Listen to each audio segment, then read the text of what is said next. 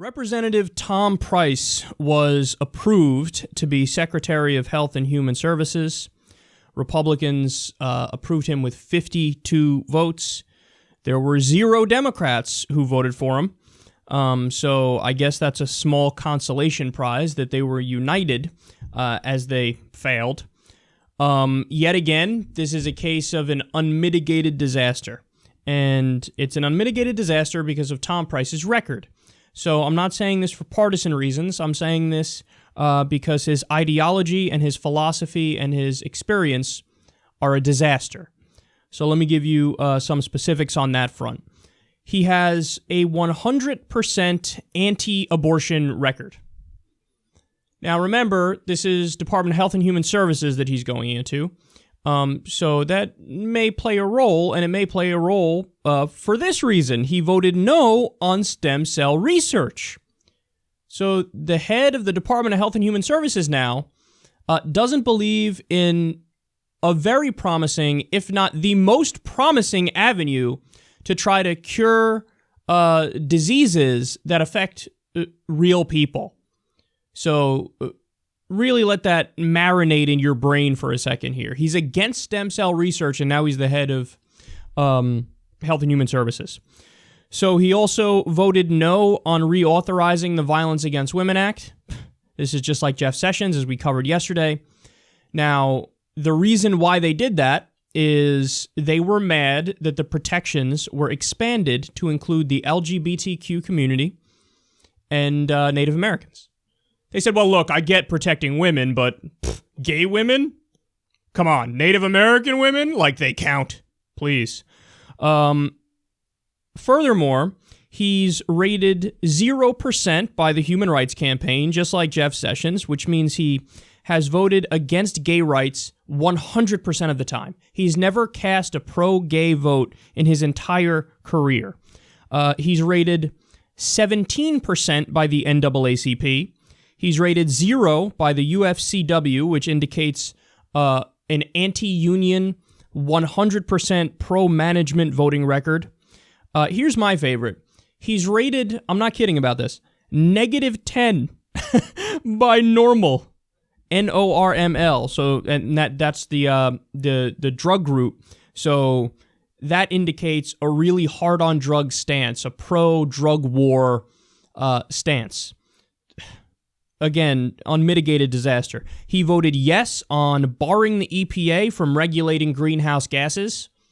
So in other words, he voted yes on telling the Environmental Protection Agency that they can't protect the environment. And he voted no on 4 weeks of paid parental leave for federal employees. Stay classy there, fella. He wants to keep us lagging way behind the rest of the modern world. He voted yes on cutting Medicare. He'd also like to privatize it, for the record. He voted no on negotiating for better drug prices. Again, I love this. Head of Health and Human Services is like, should we be allowed to try to negotiate with the pharmaceutical companies for better drug prices? Let's go with no.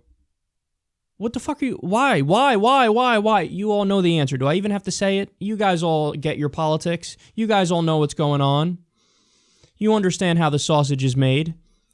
The reason why is he's bought by the pharmaceutical companies. Did I impugn your integrity and your dignity? Just like when they shut up Elizabeth Warren because she was quoting facts about Jeff Sessions and quoting a letter from Coretta Scott King. Like, oh, we don't like the truth. Censored, banned.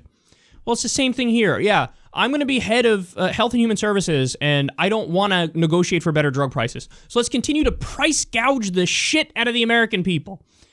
Why the fuck? That's like the one job requirement is you need to be looking out for the good of the American people in the field of health and human services. He's like, no, let's have higher drug prices. The thing that frustrates me beyond everything is this is the new normal. Screwing you is the new normal. Not caring about your well-being is the new normal. The government being in opposition to you and working with Big Pharma is the new normal. So much so that it's whatever. It's, oh, okay, so we appointed a guy who's against the American people, who's not for negotiating better drug prices, who's against stem cell research. He's now the head of Health and Human Services. It's cool. No, it's not cool. Yet again, just like with Jeff Sessions, this is like the last person I would ever pick for this position. All right, and the most important fact I left for last here, which is Representative Tom Price invested hundreds of thousands of dollars into health companies, and then he proposed bills that would affect those companies and make their stock prices go up. So do you understand that? We have some of the most lax campaign finance laws in the modern world. We basically have legalized bribery. Even with that being the case, Tom Price still found a way to maybe cross the line into doing legit personal corruption. Now, he's not going to be prosecuted for it because, please, he's in the Washington, D.C. elite class and they get away with whatever they want to get away with, just like the crooks on Wall Street do too. But you can't do that. You can't invest in, biomedical companies, which is what he did, and then turn around and propose bills that would affect their stock price in a positive way. That's what he did. And again, he did it with hundreds of thousands of dollars. This guy should be in a fucking prison cell. It's not even close. The stories are endless of the corruption and the bribery. And not only that, of course, I don't even need to bring this up because you know it already, but he also took campaign contributions from those same companies. So you take campaign contributions from them, you invest in them, and then you propose bills that help them. By the way, who's left out of this entire equation? Oh, I don't know. The American people who Tom Price is supposed to be fucking representing. You don't even come into the equation. You don't factor in. He doesn't give a fuck about you. He doesn't care about the struggles of your average American. He's in there to get paid, son. He's in there to make corrupt, smoke-filled backroom deals with medical companies.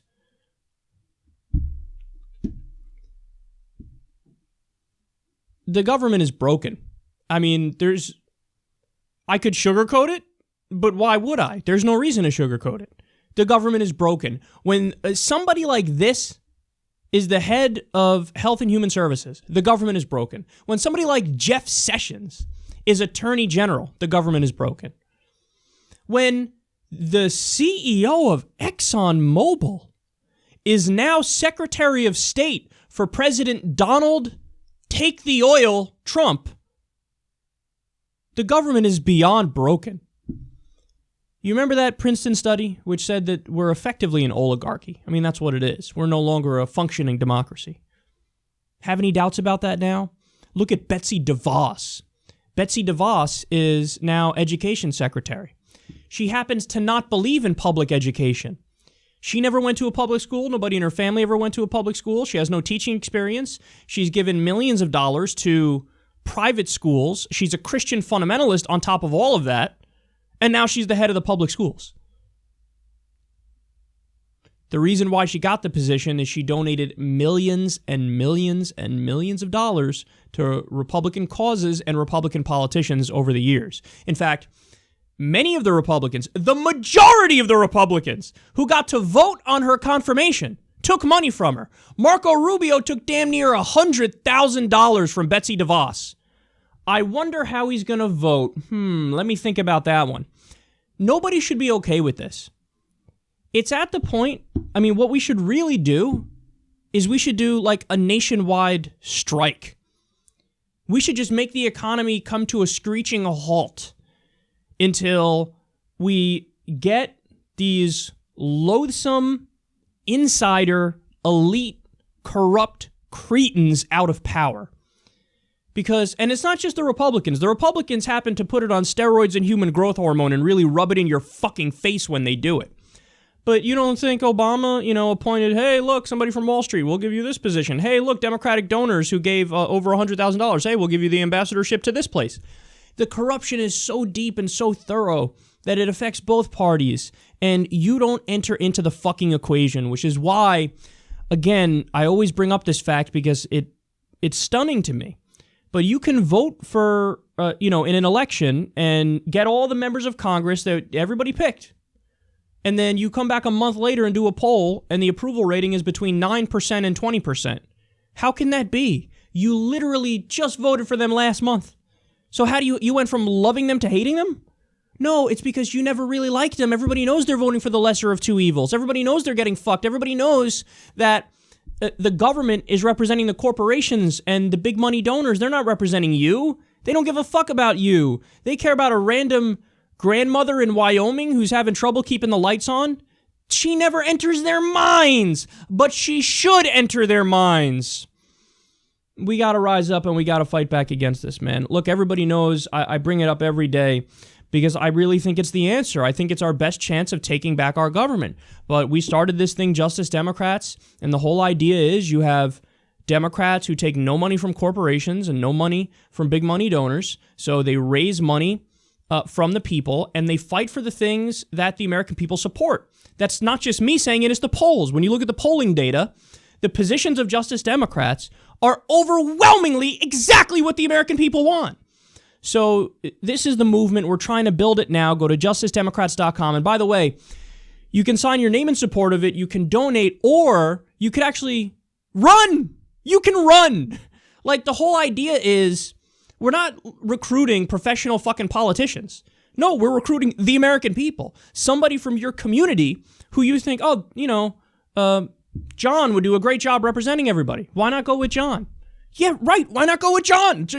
Let's go. Let's try to get that guy in power. I've had some people tweet at me over the past few days.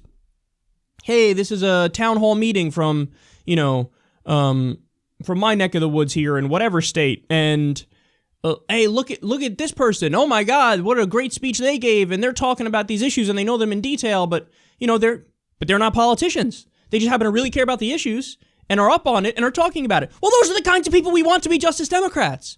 So sign up. We have over 3,000 people who already said, I want to run.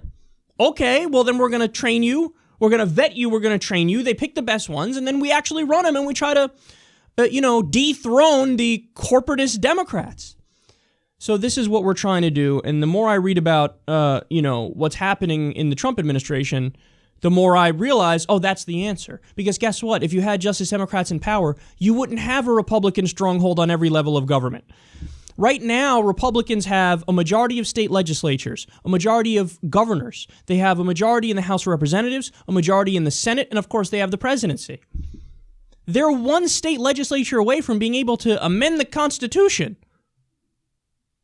So the Democrats are wiped out at every level, which is why you have a situation where even when the Democrats stand united against somebody like Tom Price, they can't prevent it.